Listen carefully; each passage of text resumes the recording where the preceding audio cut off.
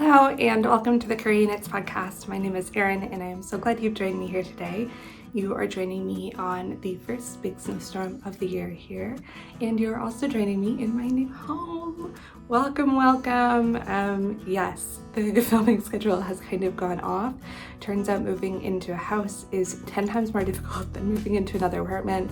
I am a very efficient mover. I have been moving apartments basically once a year, every year for the past 9 or so years. And this is obviously my first time in a house for first-time homeowners, which is amazing. But I thought I had the process down to a T. This time we had hired movers. I was like, oh, it's gonna be all good. And I mean, it did go well, but it has been 10 times harder than I thought it would be. There's a lot of things around the house that we needed to do to it, and that delayed massively unpacking, as well as some new furniture that we've gotten in, including this unit you see behind me. It has just delayed this whole thing exponentially. So I have been here for a week tomorrow. So 6 days, and it is just finally starting to get together. We finally were able to put out our heaps of recycling and trash, and it finally is starting to feel like a home. I was able to paint the walls in here this green color right here. Kind of matches my watch band actually. And kind of pulled my office / craft space / closet together, which is the room that you're in now, which is amazing, which means I can film when my husband's home because I'm not filming in the living room. I have filmed some of the process of pulling this thing together, and I will definitely film a tour for you all. Unfortunately, I wasn't able to film all of putting it together because a lot of it happened in the dark.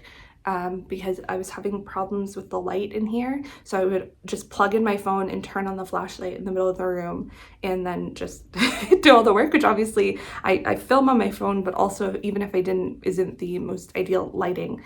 And so a lot of the IKEA furniture that was put together and like things that I might have done time lapses on just was impossible for that reason. The light's fixed now. Thankfully, I have a little bit of daylight to be able to film today.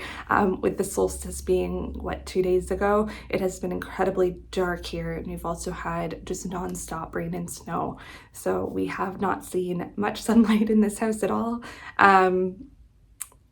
So yeah, it has just been a journey. It's been long days, and I'm finally, I feel like my body's finally able to recover. I'm finally cooking again, so I'm not just eating junk food all day long. I mean, we were ordering out some good quality food, but still there's something about being able to cook from home, getting to know your space, getting to know your appliances. It's just it's been a really amazing experience, and I think the experience of living in our home only goes up from here, but it's just been nonstop, and it still hasn't stopped. We still have so many things that we need to do to the house, even just immediate things like my husband's closet didn't have a rod in it, so we had bought a closet system. We have to do that today. There's still quite a few rooms that I want to paint because this house was a remodel. They very much made the walls very neutral for staging purposes. So almost every single wall in this house was white or beige or gray, which is something that I want to get the house away from. So there's been a lot of painting, and I've learned that my body does not react well to painting. I guess I just don't have a good posture while painting. And so I've been incredibly sore from painting not only this room, but the living room. I still have the bedroom to go. There's a little alcove in the kitchen, and then eventually I want to do a hallway as well. So it's kind of non-stop. I finally get the thing when you're a homeowner, you just go back and forth to Home Depot just all the time or Lowe's or some kind of home hardware store. It just seems like it never ends. And then we only had one house key that we moved in, so for days we were just passing the key back and forth, and my husband would leave the house and then I couldn't leave the house because I wouldn't be able to get back in. And it's just been a lot of bonding, a lot of learning. Yeah, so I'm so happy I'm able to finally sit down and film, and that the house is at least a little bit put together. I mean, saying that, there's a pile of stuff over here, pile of stuff over there, so it's not even that it's all put together yet. but I feel enough put together to be able to film this for you guys and hopefully get it out later today, because I feel very bad that I have not gotten a video out for you guys. But hopefully from this point forward, I'll be able to get a lot more out. A lot of what I was excited for in this space is the ability to film a lot more, and also just have my yarn a lot more organized. As you can see behind me, it's really nice to be able to see a lot of what I have and get excited about the projects that are to come out of this stash. But yeah, I guess we'll get right into it. I mean, I, in the past week, haven't done a lot of knitting, so a lot of the knitting that you are going to see in this podcast is from the 2 weeks prior to me moving in, and if I had been able to get an episode out last week, you would have seen that. And part of the reason, again, I wasn't able to was not only the moving, but before the moving, we had people coming into the house, dropping things off and checking things out, and it was just like a never-ending stream of people and internet coming in, just like people that we needed to be here for, and people that would think it was very odd for me to be filming in an empty house. So I was like, I'm not gonna subject myself to this and add that little bit more of stress into my life, because not only was I doing the move, but I also took on some marking at our office. So I was helping one of the instructors with their final essays. So I would basically for 12 hours plus a day be doing moving relating things, and then I would spend 3 hours at night marking, and that was my whole day for days on end. And so the idea of knitting or sitting down to talk about knitting was just not in the question.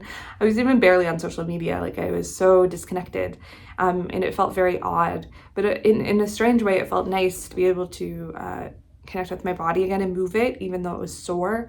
It was nice to be able to do like physical labor for a lot of the day, which is not something I get to experience very much my day-to-day. And yeah, I understand how privileged that is to saying that, but it was almost a nice break and a nice end to what has been a very chaotic year, and a year that really got away from me and has allowed me a little bit of time to reflect upon life and where I want to go moving forward, which has been lovely. So let's get into it. I am wearing the Pippin Sweater by the Knit Purl girl. This was a test that I did for her 2 months ago, like in September-ish time, and it is to this day one of my favorite sweaters that I've ever knit. It is knit in a sport weight yarn. It is Jaeger spun fibers. I believe they're out of Maine or Vermont, like New England area, and I had gotten this on my trip to Yale in the summer, this yarn, and this is originally knit in a DK weight, but because I knit pretty loosely, I decided to go for a sport weight, and it is perfect. It's not like holey at all, and I wear it all the time. It is nice. It is probably the lightest sweater I own. I'm looking forward to making a fingering weight sweater hopefully in the new year. I mean, I've just got so many projects that I want to cast on, and I'm so excited to be able to get a lot of the Christmas knitting off my hands. You'll see I have quite a few finished or almost finished objects that are ready for Christmas, because it is the 23rd. So as long as this snowstorm doesn't keep me from seeing my family, I should be seeing them in 2 days. And I have to give all the things over. So it is crunch time, very much so. But I'm so excited to get these things wrapped and just not in my hands anymore. Yeah, so I don't think I have anything else, but I will say that this sweater has worn amazingly so far. I think I've worn it in another podcast, so now I'm a rewearer, but I don't have a finished object that's mine today, so deal with it. It's a simple raglan with a very simple stitch pattern. I would love to make it again. I think it fits incredibly well, and I would love to get my hands on some more of this yarn. I had gotten it at Webb's, and if I ever do an order from there again, this will definitely be on my list of things to get. I have found the only place that it's been pilling for me is a little bit under the arms, and strangely enough on the elbows. It had been fuzzing up a little bit, so I don't know, I guess sitting in chairs was doing it, but this has pilled way, way less than something like a Cascade 220 would, and I've only depilled it once, and I wear it probably once a week because it is just one of my favorite sweaters. I would love to remake it, literally this exact combination, this pattern, this yarn in a neutral color, white gray or black. I think I would wear it to death. So hopefully that is something that is in my future, but probably not this year because, as you can see by this collection behind me, I've got a lot of plans of other things that I'd like to cast on in the not so distant future. So perhaps with me talking about this knit that I made for myself, I will talk about the only other knit that I have here that is for me, and then I will get into all of the gift knits. So this will be a little out of order. I'm not going to go FOs and then unfinished objects, whips. I'm gonna go selfishly me first and then show you what I've made for everyone else. I thought this would be a really long episode, but looking at the time, maybe it won't be so long. So we'll see how that goes. This sweater is looking a little chaotic. I had just finished the body last night, and it is the Port sweater by Ozetta. It is looking so beautiful. This is a test knit for her. This is the first time I've tested for Ozetta, and I've been a fan of her work for a long time, and so it is such a privilege to be able to test knit for her. I mean, it's a privilege to be able to test knit for everyone. I've been very lucky with the people that I've been able to test knit for, and one of the videos that I have coming up very soon is talking all about test knitting, so if that's something you're wanting to get into or have questions about, stay tuned for that. But yes, so this is a test knit. It is a drop shoulder construction with some ribbing detail on the arms, and on the back it just has a lovely sloped pattern so that it really follows the shape of your shoulder. It is quite an oversized boxy fit, and it has a extended ribbing along the bottom here. And yeah, I just finished the body last night.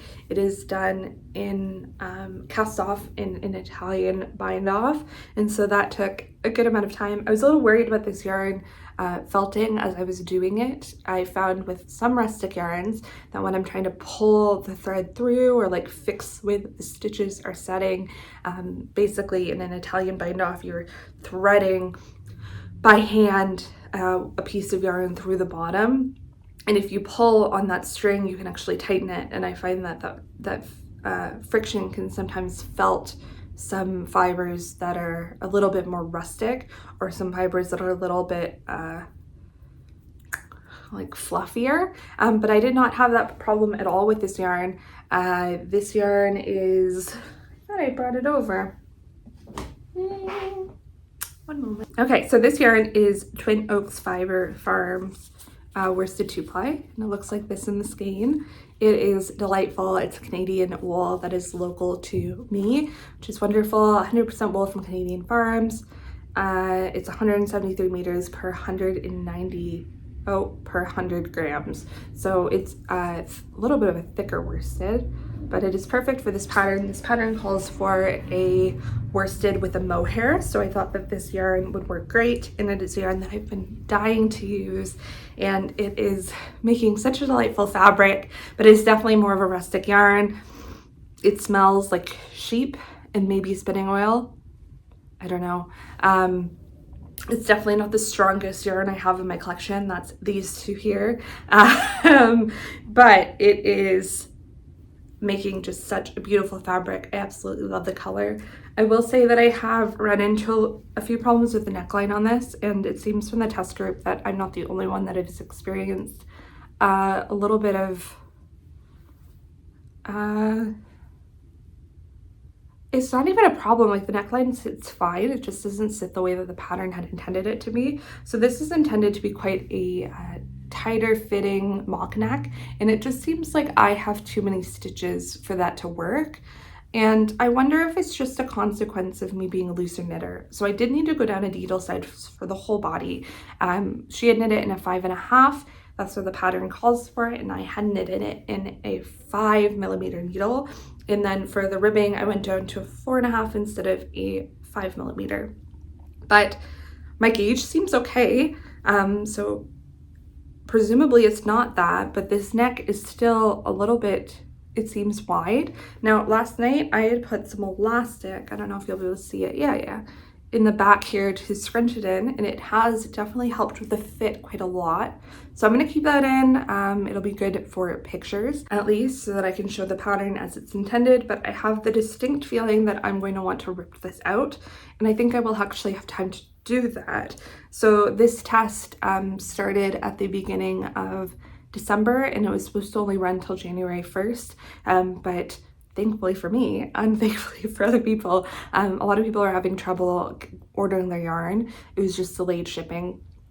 And so a lot of them only just got their yarn in the past week. And so Haley, who is the knitter behind Ozetta, thankfully extended the test knit until the 11th. And so I have a little bit more time to spend on this because I was trying to fly through it. I mean, it is a quicker knit. It has knit up faster than I thought it would, just because it is on the 5mm needles. And I really just have the sleeves to go. And because this falls like almost halfway down my upper arm, I don't think they'll actually be too long of sleeves. I don't think it'll take very long at all.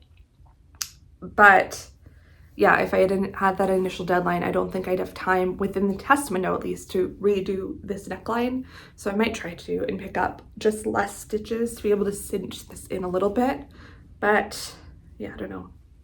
I did give this a steam block last night, and it did grow in length a little bit, which I was expecting, but it doesn't seem like it grew anywhere else other than on the ribbing. It did extend the ribbing out a little bit, which I love to see that, but I did not pull apart the ribbing up here, so you can see it is still quite a tight ribbing, and I'm wondering if I give it a proper wet block and like stretch this up a little bit, if that would help it scrunch together. I don't know. I have a feeling again that I'm just going to have to reknit this, which is unfortunate because I think my pickup is so clean on that. And I don't want to pick it up again because I think I did a really good job of picking up that neckline, but I mean, it's not a good job if it's not going to look right. So anyways, I am very glad to be testing this sweater. I'm very interested to see how this yarn wears. It is already so much softer, even just having done a steam block, than it was when knitting with it. And so I'm so excited to see how this fiber changes as it has a wet block, because it definitely has a little bit of oils on it, which has been nice to moisturize my hands as I knit on it. But yeah, I think it's just going to soften right up, and that's really exciting because I have the same yarn in a sweater's quality in a brown color. So I'm excited if this fiber is as good as I hope it will be. I will likely be casting on that brown sooner than maybe I had initially thought, and getting more colors of it. Thankfully, because they're local to me, at almost every yarn fair I go to, they have a booth, and so I know that I'll be able to pick up their yarns. This is their cheapest yarn to my knowledge. This is $10 to $12 a skein for their worsted, and the reason being is that they don't list the specific sheeps and the breeds on the yarn like they do with a lot of their other yarns. Their more luxury yarns go in the $30 to $40 range, and I felt them, they feel divine. Oftentimes they'll be able to say the exact makeup of which sheep are included, and so that's something you're looking for. I would definitely check out Twin Oaks Farms for their fiber, but their more budget-friendly option I think is a really good choice as well. And I will definitely, as long as this wears the way I'm hoping it will, this is now cheaper than Cascade 220 is with their price increase, so I will probably be leaning towards this yarn as my standard worsted weight yarn from now on, which is great. So I'd love to support local anyways. But yeah, if you didn't know, Cascade 220 had like a $2 per skein price increase recently, and I thought it was just the store in Ottawa that I went to that was selling it for more than I would have expected, but it seems to be across the board. It seems like everywhere that sells yarn has increased their price of Cascade 220, which is a little annoying because I used to be able to get a sweater quantity for like $60, and now it's probably gonna be closer to $70, and that's not ideal. Yeah, inflation gets us all, even the knitters, it seems. I've been wanting to try other yarns anyway, so that's fine. But yeah, so Cascade 220 has been my tried and true for so long that it's like saying goodbye. So yeah, we're gonna get into the test knits. And speaking of Cascade 220, I might as well start on my project in that. And it is my blanket. I don't even know how I'm gonna show this. Ta-da!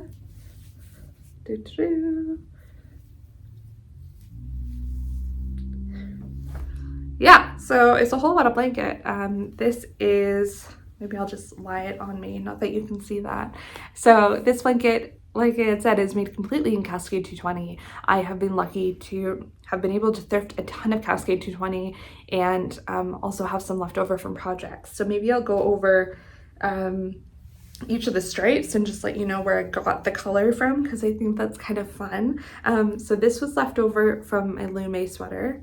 This brown here is thrifted. This brown is thrifted. This navy I had actually bought to make a cardigan for my husband, and then he decided he wanted a gray one. So I actually have a sweater's quantity in this navy, and I just pulled a little bit out of it. This green is actually Knit Picks, and it is what I made my weekender in right there. The Knit Picks in the Cascade 220, I find that the gauge is pretty bang on. If anything, the Knit Picks is just a little bit thinner. This is in my Lume sweater. This is like the burgundy color that's there. This is in my pullover by Andrea Mowry. This is thrifted. This is thrifted. This is thrifted. This is thrifted. This purple is what I made my marzipan pullover by Sari Nordlund out of. This is in my Lume, and this is the main color of my Lume. And so everything here has basically been from another project or secondhand, except for that navy blue, which is really cool. And this is definitely my favorite part of the blanket, this back half here. I just love the way that looks. So my mom had asked for a blanket for Christmas, and I was like, wow, that's a lot to ask for, but of course, you're my mom. And this is my first blanket that I've ever made, and she said you could just make it out of scraps, don't worry about like buying new yarn or anything. I know it's a lot of yarn, and I knew immediately I would make it out of Cascade 220 because I just have a ton of it, and I still have a ton of it. I could definitely probably make another scrappy blanket out of it. And I was looking for patterns. I wanted it to be easy, I wanted it to be garter, and I came across the rectangular Colorblock bias blanket by Purl Soho. I probably missed some words in there. When you look at it, it looks like an Amazon product ad. There's just so many words in their description. But basically, you start from one corner and you build out, build until you reach the end, and then you go straight for a little while, and then you go back into the corner. And so there's not a lot of casting on or casting off, which is something that I really love about this pattern. It is a technique that is used in a lot of shawls. A lot of shawls kind of start at the corner here, and it means that you can make these really cool diagonal stripes really easily. And so this is, I ended up using the pattern just for the dimensions basically, and I guess the technique, but it was pretty straightforward.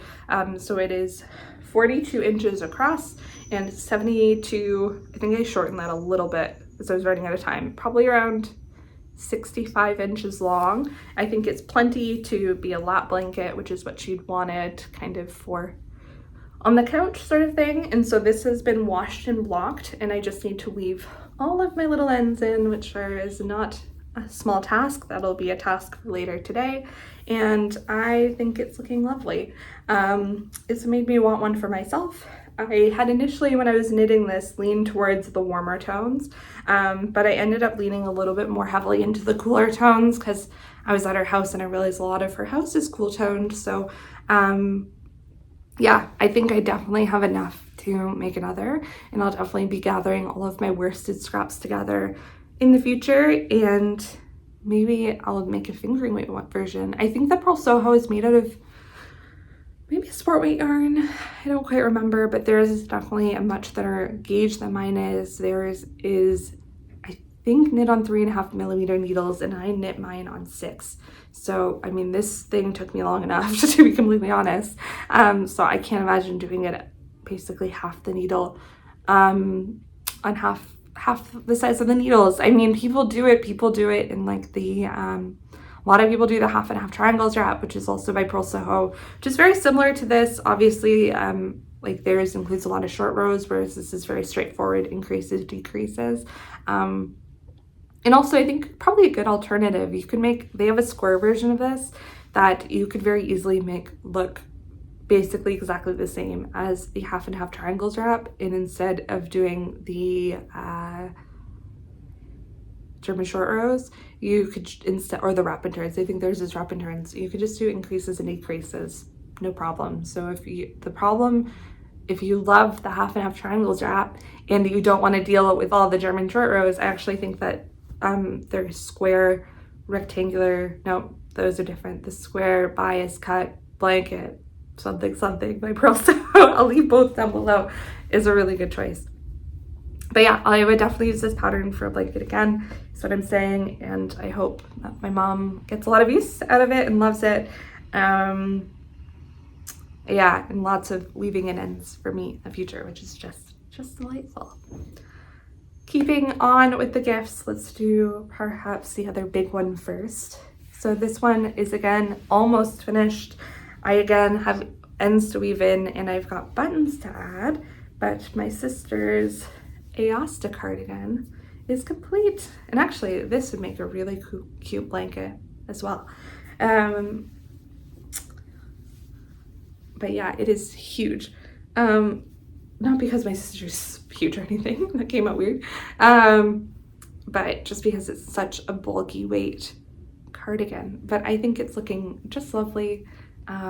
So yeah, I have finished the last sleeve since the last time I showed you guys, and I've redone the ribbing around the whole thing. It is a little bit shorter than I had it last time, but it's definitely a lot better. The sweater is hanging a lot better. When I had initially picked up the stitches around the neckline, I had picked up more on one side than I had the other, and that was just me, I counted wrong.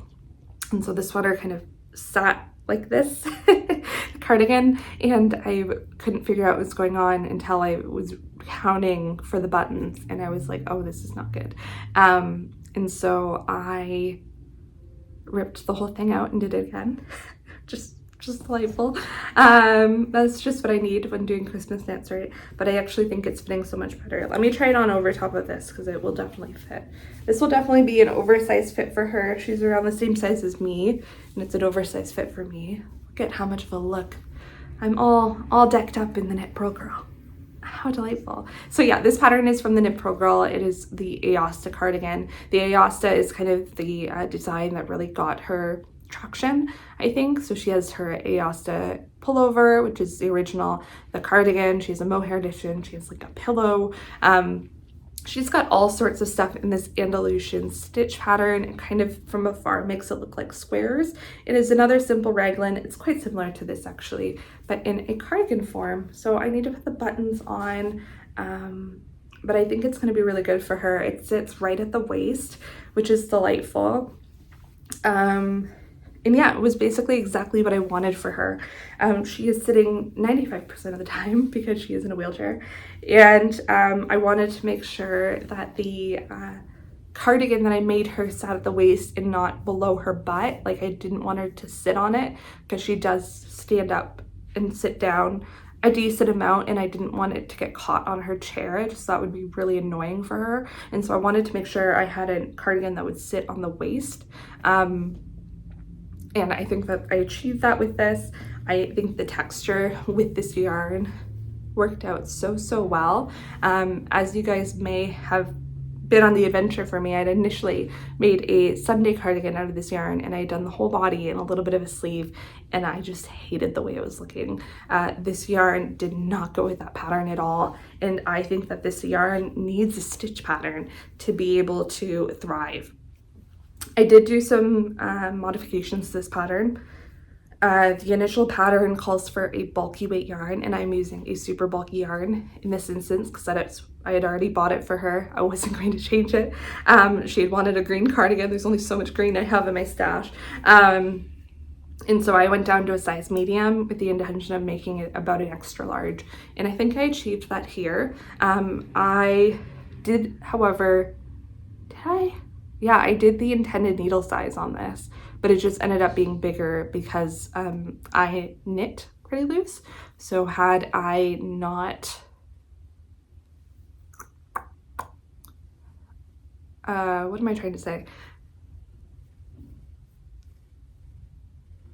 I went with the intended needle size, but because I knit loose, if I was trying to get the actual sizing, I would have gone down in needle size. I have to for almost everyone if I'm trying to get the actual sizing. For myself, what I do most often is just knit one size below what I'm hoping to achieve, 1 or 2 sizes depending on what I'm working on, and that works out great for me. And then it's less knitting for me as well, so that's great. But I mean, obviously, if you're wanting something super fitted, that is a risk, and I don't do that when test knitting, just for the record.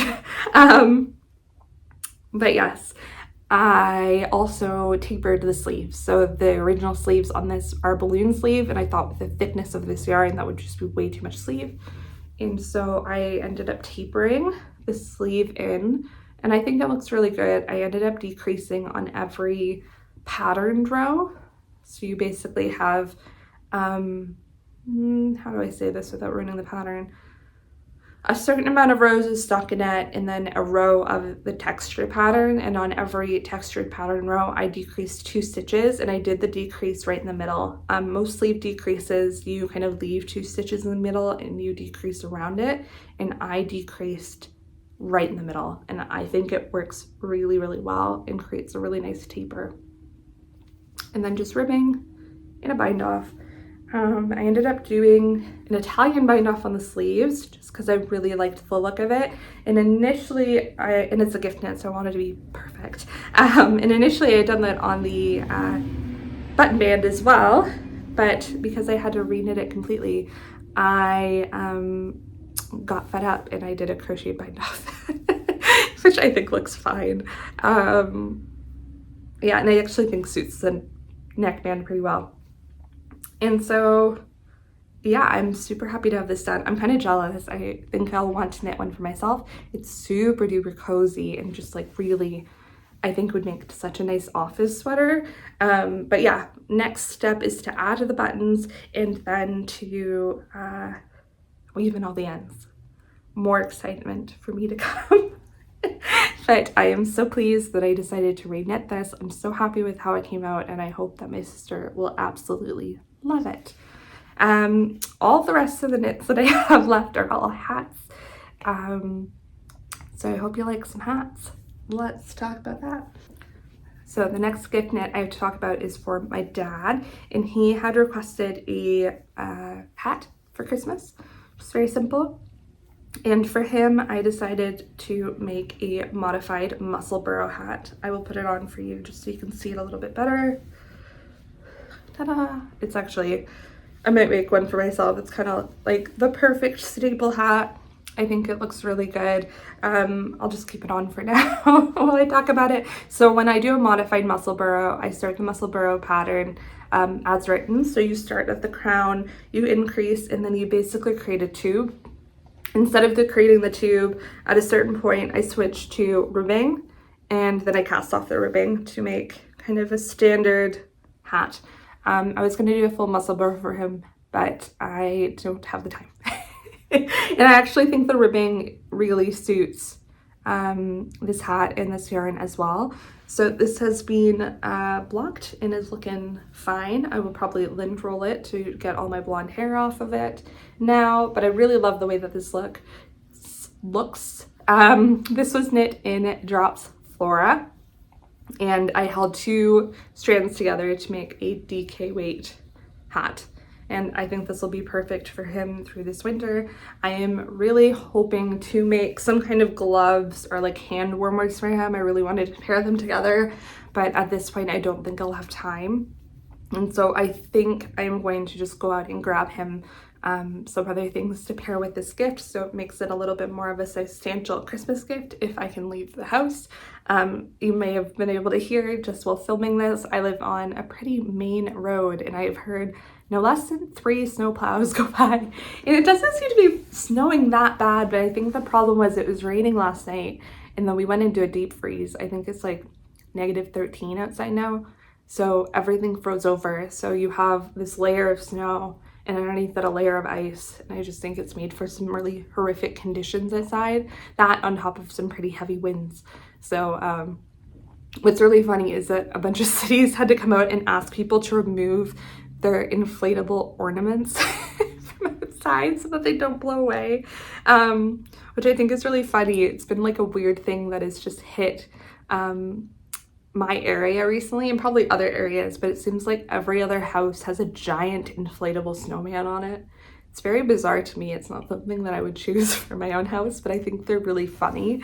And so the idea of just seeing like an inflatable snowman in the wind is really funny to me. And I had seen this tweet online that was saying, instead of everyone putting their inflatables in the house, everyone must put their inflatables outside, and we will have the Great Ontario Inflatable Gift Exchange.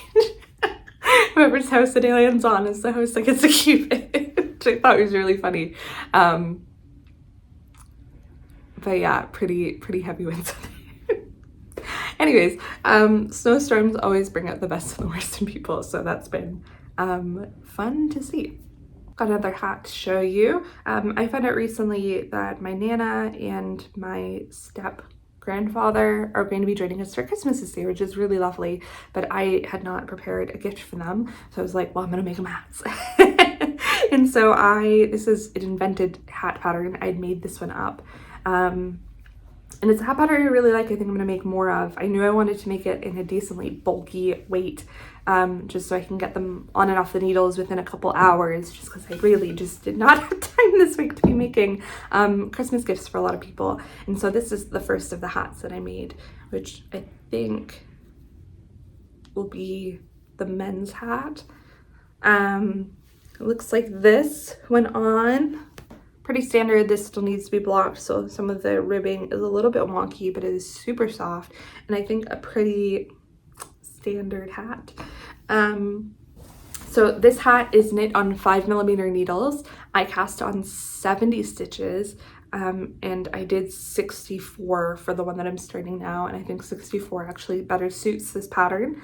I did ribbing for like 2.5 inches, and then I switched to a broken rib, which you can see a little bit better there.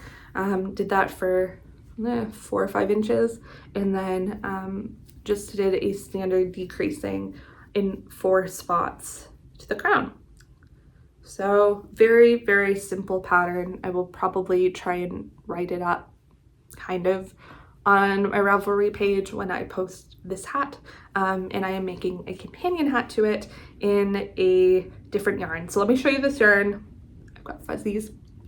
This yarn first. So this yarn I had thrifted in a secondhand yarn sale, and it is this Rowan Creative Focus worsted, which looks like this.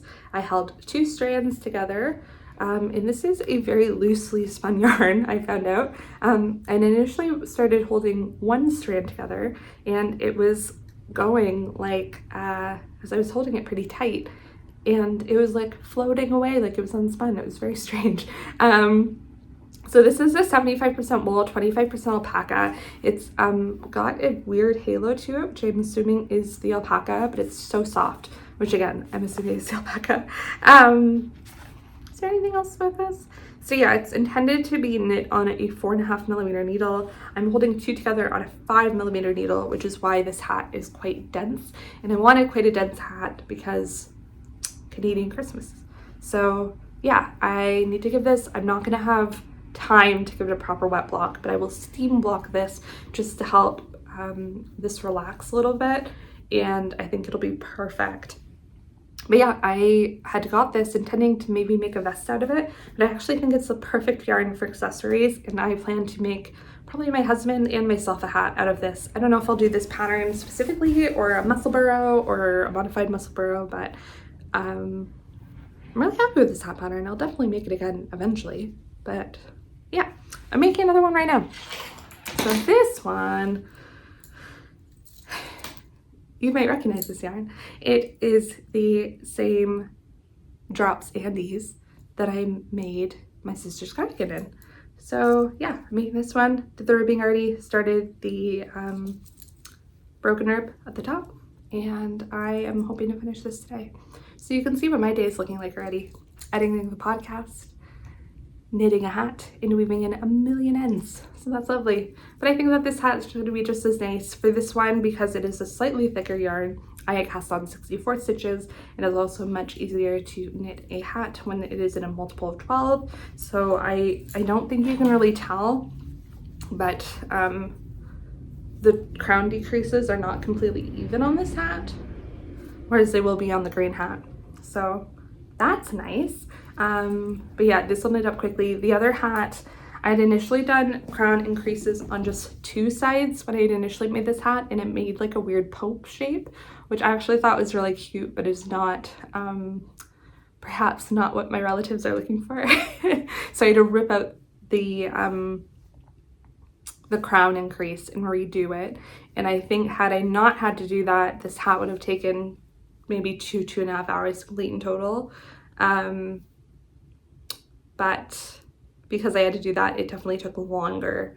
But now I've got a hat pattern that I have in my arsenal that is pretty simple. I was looking around for hat patterns, and I think just the nature of putting patterns up on Ravelry, no one wants to put up something super simple. So I couldn't find many hat patterns in a bulky weight that weren't like crazy cables or a whole bunch of color work. So yeah, I was like, I'll just do it myself then. And I'm glad I did. It turned out really well. So that's basically all I've worked on in the past couple weeks, which to be fair is a decent amount. I had to finish a lot of that blanket and a lot of the gift knits, but it means that I don't have, it doesn't feel like I have a lot to show you. My husband's cardigan is still around. I think I've done a couple rows on that, but not enough to show you. And he knows he's not getting it for Christmas, so thankfully he understands. And then I have another test knit on my needles for the Knit Purl Girl that has been just on the back burner basically until Christmas. Thankfully that one's due at the end of January, which is why I signed up for it, because I knew there's no way I would have been able to knit it through December. But I knew immediately after Christmas I'd be able to pick it up and finish it. So I'm looking forward to getting back to that. I've really just cast on and done a couple rows of it, gotten a sense of the pattern, and I'm excited for it. I think it'll become a firm wardrobe staple, but I will show that in the next one. I do have a couple acquisitions to show you, so I'll show you that next. So the first acquisition is one that I forgot to show you last time. So this I actually got on the way to Ottawa. I'd found it on Kijiji, of all places, I think, or Marketplace. And I picked up this yarn. Speaking of Ottawa, by the way, I was watching back a bit of my podcast while editing last time, and it was like too far gone. I couldn't go back and change it. But I said I went to go visit Night Sky Knitting when I went up to Ottawa, and I did not mention her name was Rachel, and it just sounded really weird. So hi Rachel, it was lovely to see you. It was really funny. In her podcast she had mentioned that I have such a consistent filming schedule. Haha. Good timing.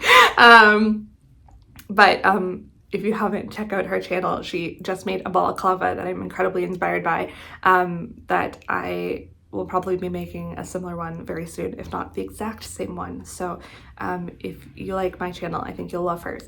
Anyways, Rachel's lovely. But on the way to Ottawa, I picked up this yarn. I have quite a few skeins of it here. This is an incredibly rustic yarn. It was originally bought in 1980, and it is from a yarn spinner in Blythe, Ontario. And it is a worsted weight yarn, super duper rustic. It smells so strongly of both sheep and spinning oil. It is just the epitome of like old school Ontario yarn, and I love it. I have 10 skeins of it, which is great, and it had initially come with the original receipt that she had got in 1980, and I have no idea where it went, and I really wish I did, but I took a picture of it and I will try and put it up on the screen. When she had initially bought this yarn was actually quite expensive, and I got it all for $40, which is not cheap, especially for secondhand yarn, but for this, it was totally worth it to me. I will definitely spend a little bit more for Ontario fibers, especially if they're fibers that you really can't get your hands on. To my knowledge, the store in Blythe, that I can't remember the name of, but I'll try and link below, still does sell some of the yarns and is actually quite affordable. So if I'm ever in that area of Ontario, I'll definitely check into their, it's more of a general store. They seem to sell a lot of, I think, woodworking stuff. But they do still sell some yarn. I don't know if it's like the original spinner slash, it's obviously not the, I was gonna say the original sheep. It's obviously not the same sheep. Slash like dyer, etc. They seem to have a lot more colors. I don't know if there were a lot more colors back in the day and she just selected a natural color, or if they really leaned more towards natural colors back in the day. But to me, I don't think this is dyed at all. I mean, I'll see when I put it in a bath, but this looks pretty natural to me. It's actually coming up a bit lighter than it actually is on camera. It's a little bit darker than that. It's actually an incredibly similar color to this. Yeah, you can see they're basically the same. It's a little warmer, which is fine. I'm just gonna have another sweater that looks very similar to that. And because I have so much of it, just like the blue, they actually feel so similar. The blue, which is also an Ontario yarn that I thrifted. I'm thinking of making like a big cardigan, big oversized cardigan out of this, just because I have so much of it. But yeah, what an amazing thrift find. Speaking of thrifting, I'm not going to show it in this video. I might come out with another video kind of next week, because I did film it in the old house. I recently, like days before I moved, I thrifted 20 kilos of yarn. just like embarrassing at this point. I had seen it on Kijiji, and a local carpet manufacturer was getting rid of a ton of its yarn, and it was all nylon and wool cones. Actually, I've got one right beside me here that I didn't skein up. They're all massive. This one is definitely more carpety than a lot of the other ones. They're all definitely rougher wools. They're definitely made for carpets, but I ended up soaking one of them and it softens up just fine. So I think a lot of the yarn will be perfect to knit with. A lot of it is fully nylon, and if I release the video, you'll hear some of my thoughts about that. And then some of it's a combination. So you can see this, it's like 2 strands of wool and 2 strands of nylon. Kind of interesting. The gold here is something that I don't really plan on doing anything with. Might end up in a thrift store, but I got the 20 kilos for $30, so I could not say no. And I've got at least 5 or 6 sweaters quantities of yarn that I'd like to use out of it, and then a whole lot more yarn that I don't know, might take up rug tufting if I can find like a kit for it.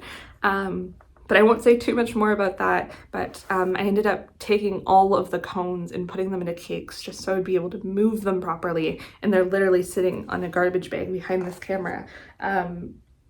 Chaos. Like, why do I do this to myself? But yeah, some of the yarns in particular, there's an orange one that I'd seen it in the photo and I'm like, that yarn alone would be worth $30 to me. And it is beautiful, and I'm planning to make a sweater out of at least that one. There's a lot of other ones that I think would make stunning sweaters.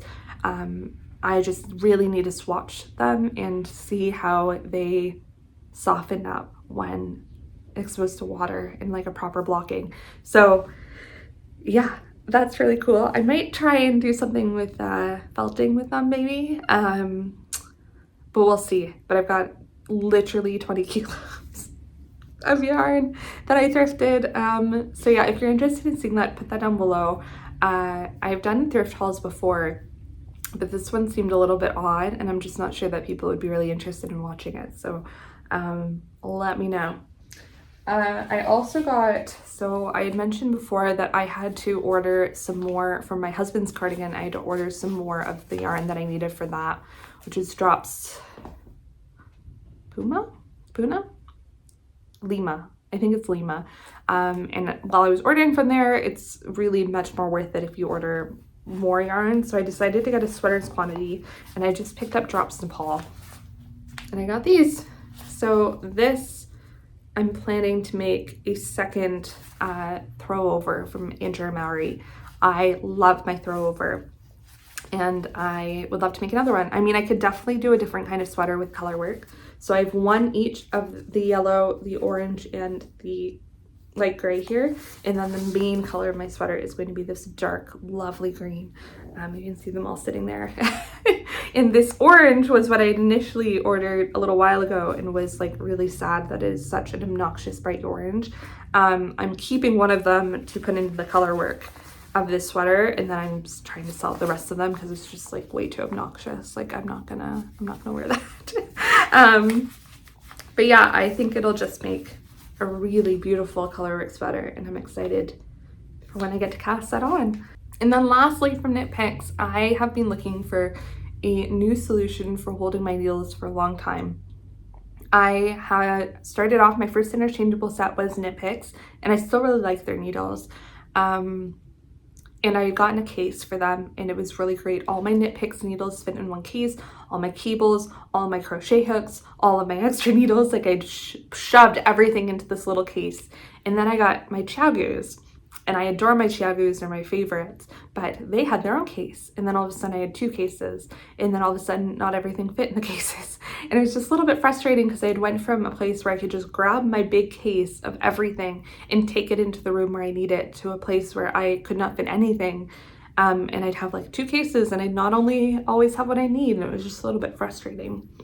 So I saw on the Knit Picks website that they had knitting binders for sale. And I thought, you know what, that might be my solution. So I picked up a giant knitting binder. This is in the carrot color, and I love it, but I'm a little frustrated with it. Let me show you what the situation is. So it's a binder, and it comes with all sorts of different sized holders for things. And this isn't even all of them. I've got, what, 1, 2, 3, 4, 5 of these pages in here, and I have another 3 extras. And my number one problem with this is that it will not close properly. It needed to have been thicker. Now that I've taken some pages out, I've pared down what I had initially wanted in here a little bit. I think that's another problem. I can kind of close this, but even then not completely. The second problem I have that you just heard, some real ASMR moments, is that I think that these pockets for DPNs should have been tighter, because I can't zip it closed, so it's always open. And if this thing for whatever reason flips upside down, a lot of these just come right out, which is frustrating. So my solution before was I had my Knit Picks interchangeables in one binder, I had my Chiaogus in another, and then I had all of my interchangeables sitting in a mug, and I just have to search for the needle that I was looking for, which is obviously not ideal. So I wanted a solution where I could fit my Knit Picks interchangeables, my Chiaogu interchangeables, and ideally, this wasn't a necessity, but ideally my DPNs as well.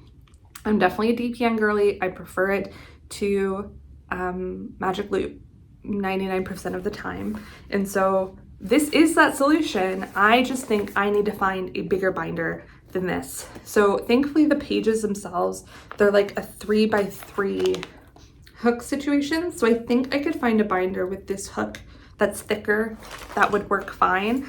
I just don't know if I'll be able to find one with a zipper.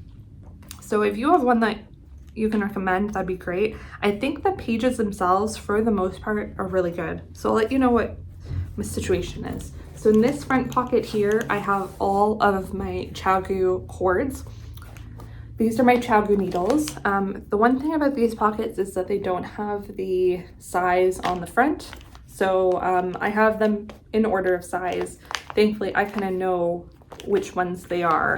But if that's something that would bother you, just beware. I only have a Chiaogu half set. So on the back side of that Chiaogu one, I just keep all my crochet hooks I'm not a big crocheter, but I use these a lot in knitting to pick up stitches, so it's just nice to have them all here. And then I've got a clear case with all of my Knit Picks interchangeable cords. And I actually have a lot of Knit Picks interchangeable cords that I've collected over the past year. And then I have my Knit Picks interchangeables on this side. And then on this side, I will say the other thing about this one is that it will not fit bigger needles to a pocket. So these are like 10, 9, 8, 7, and I've had to separate them like 1 per pocket. The 7 I might be able to fit, but it goes from like smaller pockets to bigger pockets. So I think I could fit 2 7s in the bigger pocket, but obviously I need those for my chonkers. But yeah, I mean, it does the trick and I can fit them all in 1 sheet, so that's fine with me. And then we have my DPNs. I go from a 2 all the way up to a 5 in these pockets. And again, for the 5 and I think 5.5, I had to split them into 2 pockets just because they wouldn't all fit. This is a DPN set I actually got on Amazon for like 20 bucks, and I love them. If I can find them, I'll link them below. I got this set when I first got into knitting, and I have basically no desire to replace them. I'm very intrigued by the Cubits ones. I think that cube shape would be really tactily satisfying, but I don't know if they're worth how much they are, especially knowing that I really love these and they're really good quality, and I got them for literally 20 bucks on Amazon, so would recommend. And then in this pocket I have my bigger DPNs, as this set came all the way from a 2 all the way up to a 10, which a lot of sets do not. A lot of sets of DPNs are sock specific, and so you just don't get that. And then in this pocket I have barber cords, so all my barber cords are sitting in here, and that is everything that I fit in here. Initially I had all of my freestanding needles in here too.